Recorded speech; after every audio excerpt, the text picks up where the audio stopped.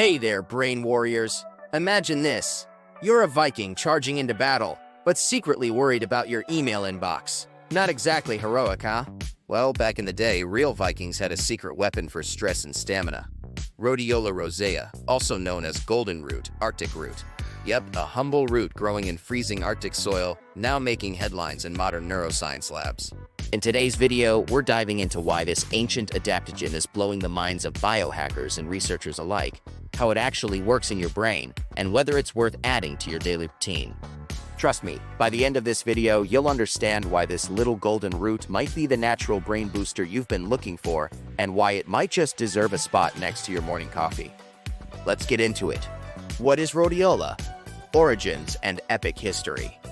Alright, let's set the scene, not in some trendy health cafe, but in the icy cliffs of Siberia, where winter lasts 10 months, the wind bullies your soul, and somehow, Rhodiola Rosea grows like it owns the place. Nicknamed golden root or Arctic root, this tough little herb survives and thrives in high-altitude, low-oxygen regions like Siberia, Mongolia, and Scandinavia. Translation? If plants had a Navy SEAL training program, rhodiola would be the valedictorian. A quick highlight reel from Rhodiola's legendary resume. Vikings took it before battle to stay mentally sharp and avoid turning into brain-frozen barbarians. Tibetan monks used it to meditate for hours in freezing mountains, which, let's be honest, sounds like a stress test invented by the universe. And during the Soviet era, rhodiola was handed out to cosmonauts, Olympic athletes, and even secret agents. Because apparently, nothing says ready for space like a mood-balancing Arctic root. Here's the thing, rhodiola wasn't just some folk remedy. It was a performance enhancer before energy drinks were even a twinkle in a marketing team's eye. And today, scientists are finally catching up with what ancient warriors already knew. Rhodiola helps your brain stay cool when life turns up the heat. How rhodiola works in your brain. So, how does this frosty little root actually work? Think of rhodiola as your brain's emotional thermostat. When stress tries to crank the heat up to meltdown, rhodiola gently turns the dial back down to, I got this. Here's the science without the headache. Rhodiola boosts two key brain chemicals, serotonin and dopamine, the ones that keep you calm, focused, and not yelling at your laptop when it freezes. It also lowers cortisol, your main stress hormone. And high cortisol? That's the villain behind burnout, brain fog, and spontaneous fridge snacking. Studies show just a few weeks of rhodiola can improve mental clarity, reduce fatigue by up to 83%, and even boost physical endurance. No wonder the Soviets gave it to their Olympic weightlifters and chess champions. Bottom line? Rhodiola helps your brain handle pressure like a Zen monk, but one that drinks espresso and lifts kettlebells on the side. Hey, if you're finding this helpful so far, could you hit that like button? It really helps the algorithm show this to more people who might benefit. And if you want more science-backed herbs health content, definitely subscribe and ring that notification bell. Alright, now let's talk about the specific benefits you might actually notice. What rhodiola actually does? Real benefits you can feel. Okay, so what can this golden Arctic root do for you, sitting in traffic or staring down your 87th unread email? Let's break down the top 4 science-backed superpowers of Rhodiola Rosea. No fluff, just facts. First, mental energy without the crash.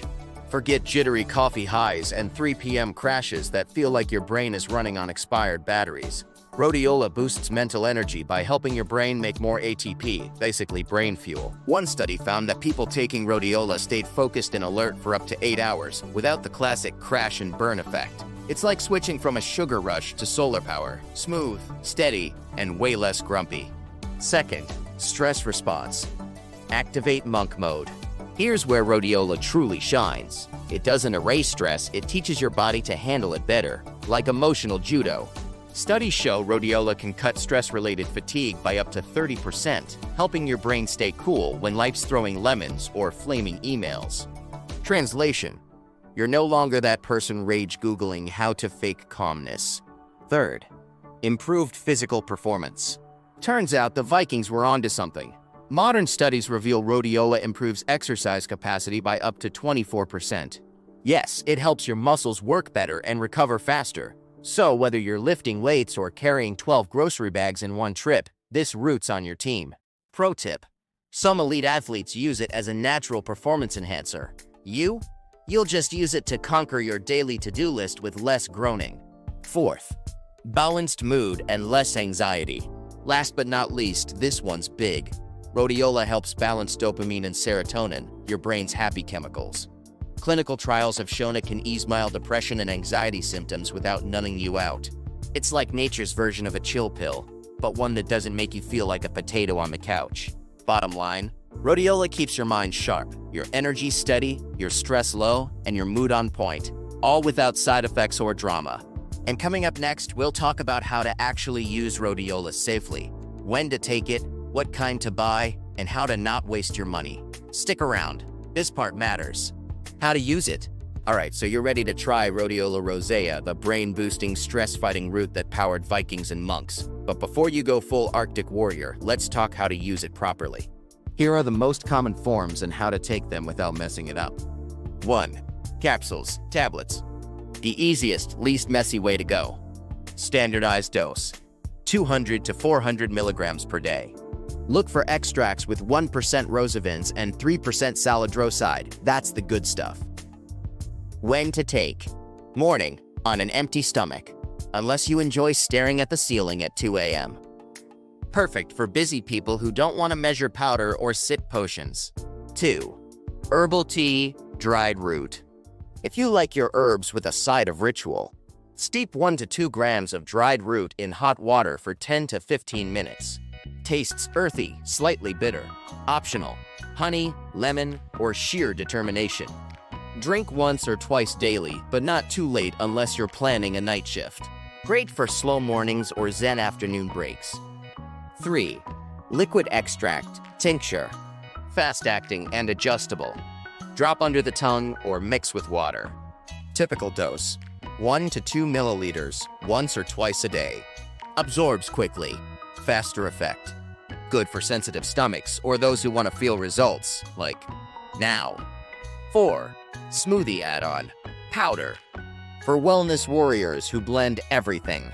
Mix 1/4 to 1/2 teaspoon into your morning smoothie. Works great with cacao, berries, and other brain fuel ingredients. Adds a little bitter kick and brain power to your post-yoga protein shake. I've listed some of the most trusted high-quality Rhodiola products down below in the description. These are from reputable brands backed by real user reviews and currently available. Just scroll down to check them out. Side effects? Not many, but pay attention. Some people feel a little too stimulated at first. Think. Brain doing jumping jacks. May cause mild dizziness, dry mouth, or jitteriness, especially if you take too much too soon. Pro tip. If you're super sensitive to caffeine, start low and go slow. Who should skip it?